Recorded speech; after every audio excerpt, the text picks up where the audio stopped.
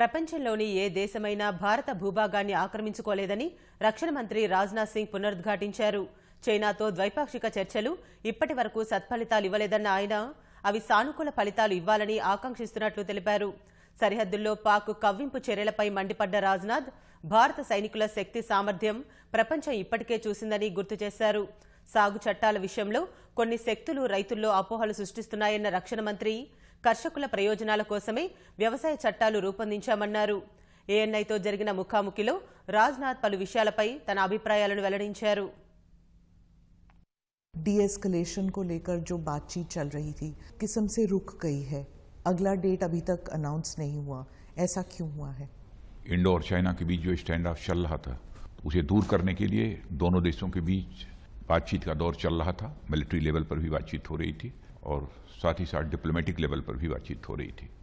Military level पर बातचीत अगले राउंड में होने वाली है, वो कभी भी, लेकिन अभी तक कोई सार्थक परिणाम नहीं निकला है। स्टेटस को बना हुआ है, यथास्थिति। मैं इसे में पॉजिटिव डेवलपमेंट नहीं मानता हूं, इसलिए बातचीत के द्वारा कोई न कोई सकारात्मक परिणाम निकले, ये हमारी अपेक्षा है। एक एक्सपेंशनिस्ट गोल है चाइना का, दूसरों की जमीन हड़पने का। ऐसी स्थिति में शांति कैसे हो सकती है किसी भी मुल्क के साथ? नहीं, यदि कोई देश विस्तारवादी है और भारत के भूमि पर कब्जा करने के लिए कोई कोशिश करता है, तो कि टुकड़े को हड़पने की कोशिश करता है, तो भारत के अंदर वह ताकत है, भारत के अंदर वह कुवत है कि किसी भी सूरत में अपनी जमीन को किसी दूसरे देश के हाथ में नहीं जाने देगा, चाहे दुनिया का कोई भी देश हो। डेमोक्रेसी है, एक डेवलपिंग पावर है, नॉन एक्सपेंशनिस्ट है, इसकी वजह से नेशनल सिक्योरिटी, डिफेंस, ये सब सेकंड प्रायोरिटी लिस्ट पे आ जाता था। देखिए, आज़ादी हासिल होने के बाद जितनी भी सरकारें रही हैं, सिक्योरिटी के बारे में मैं चाहे पिछली सरकारें रही हों, मैं किसी को भी जिम्मेदार नहीं ठहराना चाहता। प्रधानमंत्री श्री नरेंद्र मोदी जी के नेतृत्व में हमारी सरकार बनी है। सुरक्षा हमारी प्राथमिकताओं में नंबर 1 पर रहा है और हम जितनी अधिक ताकत और सुविधा डिफेंस फोर्सेस को मुहैया करा सकते हैं वो हम कराने की अपनी तरफ से कोशिश कर रहे हैं। सर, आपने कहा था कि पाकिस्तान और चाइना जो है एक मिशन मोड पर काम कर रहे हैं बॉर्डर बाउंड्री को उनके डिस्प्यूट्स को जिंदा रखने के लिए। जुगलबंदी थी, क्या आप समझते हैं ये हो सकता है? और सीज फायर वायलेशन का जहां तक सवाल है, 200, 250, 300, 400 बार, लेकिन हमारे सेना के जवान बराबर उसको मुंह तोड़ जवाब देते रहते हैं। और भारत के जवानों ने यह सिद्ध करके दिखा दिया है कि केवल इस पार से ही नहीं, आतंकवाद का सफाया करने के लिए उस पार भी जाकर आतंकवादी ठिकानों पर हमले करने की जरूरत होगी। भारत कर सकता है, भारत के अंदर वह कुवत है, ताकत है। स्वाभिमान पर कभी चोट नहीं बर्दाश्त कर सकते। हमारे स्वाभिमान पर चोट पहुंचाने की कोशिश करे और हम चुप्पी साध कर और हाथ बांध कर बैठे रहें, ऐसा भारत नहीं रहा है।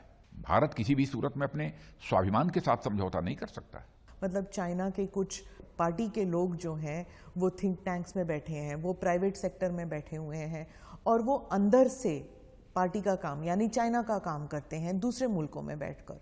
और क्या वो हमारे यहाँ भी हो रहा है?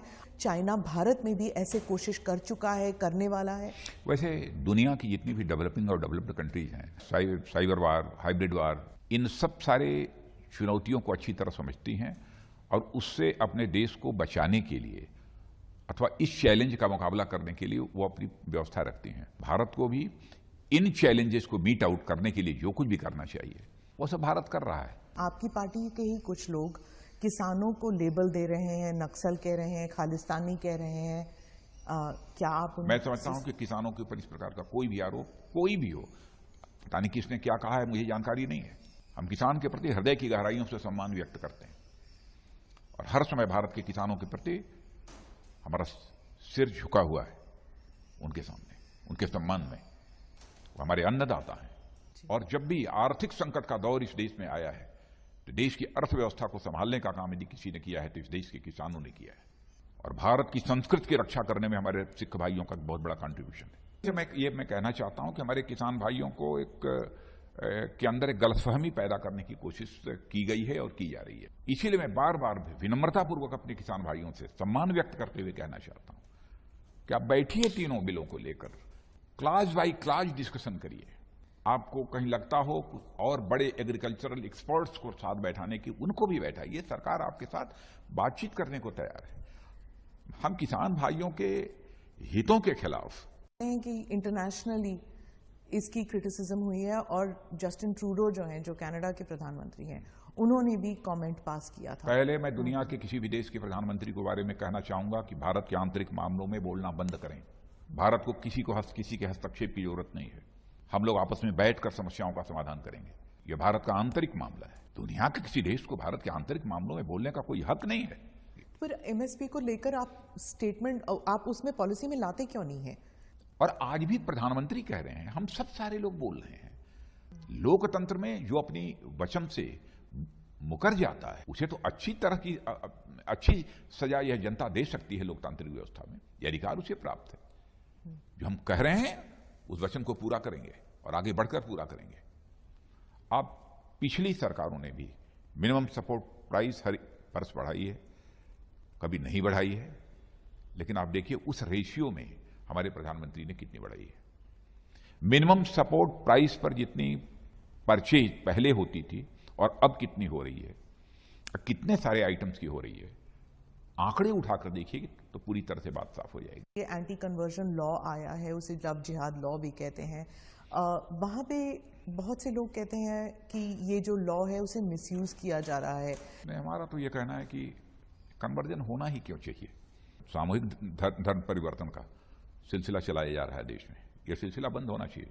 दूसरे धर्म के लोगों से मुस्लिम समाज के लोग शादी नहीं कर सकते, तो शादी करने के लिए कन्वर्जन कराना, मैं समझता हूं कि इसे मैं व्यक्तिगत रूप से उचित नहीं मानता हूं। फोर्सफुली, जबरन, लालच देकर भी धर्म परिवर्तन कराया जाता है। दोनों को स्वाभाविक रूप से शादी होना और जबरन अथवा लालच देकर धर्म परिवर्तन करा के शादी करना, दोनों में बहुत बड़ा अंतर है। और मैं समझता हूं सरकारों ने जो कानून बनाया है इन सब सारी चीजों को ध्यान में रखकर बनाया है।